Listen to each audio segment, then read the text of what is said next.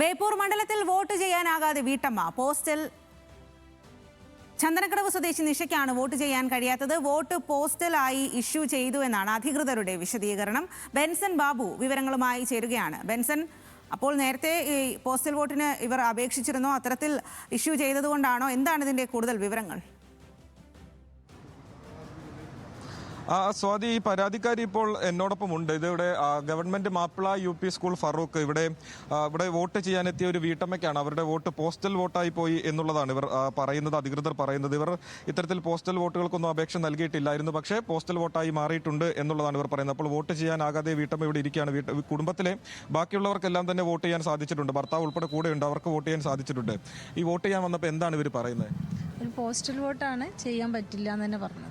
നമ്മൾ അങ്ങനെ അപേക്ഷ എന്തെങ്കിലും കൊടുത്തിരുന്നു? ഇല്ല, അപേക്ഷ ഒന്നും കൊടുത്തിട്ടില്ല. എന്താ അതിന്റെ കാരണം എന്താണെന്ന് ചോദിച്ചിരുന്നു അവരോട്? ചോദിച്ചിട്ട് അവരങ്ങനെയാണ് പറഞ്ഞത്, അവിടുന്ന് ഒരു ഇഷ്യൂ ആയിട്ട് വന്നതാണ്, അപ്പോൾ ഒന്നും ചെയ്യാൻ പറ്റില്ല. അത് പറ്റില്ല. നമ്മൾ സംസാരിക്കുമ്പോൾ എന്താണ് പറയുന്നത്? അത് ഞാനവിടെ സംസാരിച്ചപ്പോൾ ഞാനോട് ചോദിച്ചു, പിന്നെ ആരാത് ഈ പണി ചെയ്തു വെച്ചെന്ന് അറിയിച്ചു. അപ്പോൾ അവർക്ക് ഗവൺമെന്റിൽ നിന്ന് കിട്ടിയ കടലാസ് ഇതാണ്. പക്ഷെ അവിടെ ബൂത്തിൽ അപ്പുറത്തിരിക്കുന്നവരൊക്കെ അല്ലേ, ഒരേലൊന്നും ഇത് മറ്റേ PB എന്നുള്ള രേഖപ്പെടുത്തിയിട്ടില്ല. ഇവരേൽ മാത്രമാണ് PB രേഖപ്പെടുത്തിയത്. എന്തായാലും ഇനി വോട്ട് ചെയ്യാൻ കഴിയില്ല എന്നുള്ളത് തന്നെയാണ്.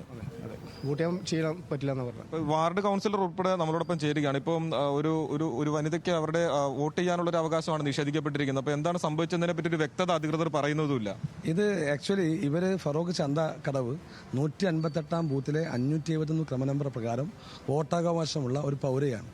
സാധാരണ കുടുംബിനിയായ ഒരു വീട്ടമ്മ ഇവിടെ വന്ന് വോട്ട് ചെയ്യാൻ വന്ന് ചോദിച്ചപ്പോൾ ഇവിടുത്തെ പ്രിസൈഡിംഗ് ഓഫീസർ പറഞ്ഞത്, നിങ്ങളുടെ പേരിൽ ഓൾറെഡി പോസ്റ്റൽ ബാലറ്റ് ഇഷ്യൂ ചെയ്തതിൻ്റെ പേരിൽ നിങ്ങൾക്ക് വോട്ട് ചെയ്യാൻ സാധിക്കില്ല എന്നാണ് പറഞ്ഞത്. ഇപ്പോൾ ഞങ്ങൾ RO ബന്ധപ്പെട്ടു, സെക്ടർ ഓഫീസറുമായി ബന്ധപ്പെട്ടപ്പോഴൊക്കെ പറഞ്ഞത് ഇത് ഓൾറെഡി ഇഷ്യൂ ചെയ്ത് കഴിഞ്ഞു, ഇനി ഇവർക്ക് വോട്ട് ചെയ്യാൻ സാധിക്കില്ല. ഇതിലൂടെ സംഭവിക്കുന്നത് എന്താണെന്ന് വെച്ചാൽ, ഈ കാലത്ത് SIRന്റെ കാലത്ത് വോട്ടവകാശം എന്നത് ഒരു പൗരൻ്റെ അവകാശപ്പെടുത്തൽ മാത്രമല്ല, ഒരു അടയാളപ്പെടുത്തൽ കൂടിയാണ്. അപ്പോൾ ഒരു പൗരൻ്റെ ഏറ്റവും വലിയ അവകാശമായ പൗരാവകാശത്തെ നിഷേധിക്കുകയാണ്. ഇത് ഗൗരവമായ വിഷയമാണ്. ഞാൻ നേരത്തെ പറഞ്ഞതുപോലെ ഒരു സാധാരണക്കാരിയായ ഒരു കുടുംബിനിക്ക് തൻ്റെ വോട്ട് ചെയ്യാൻ അനുവദിക്കുന്നില്ല എന്ന് പറഞ്ഞാൽ ഒരു പൗരൻ ലഭിക്കുന്ന ഏറ്റവും വലിയ പൗരാവകാശത്തെ നിഷേധിക്കലാണ്.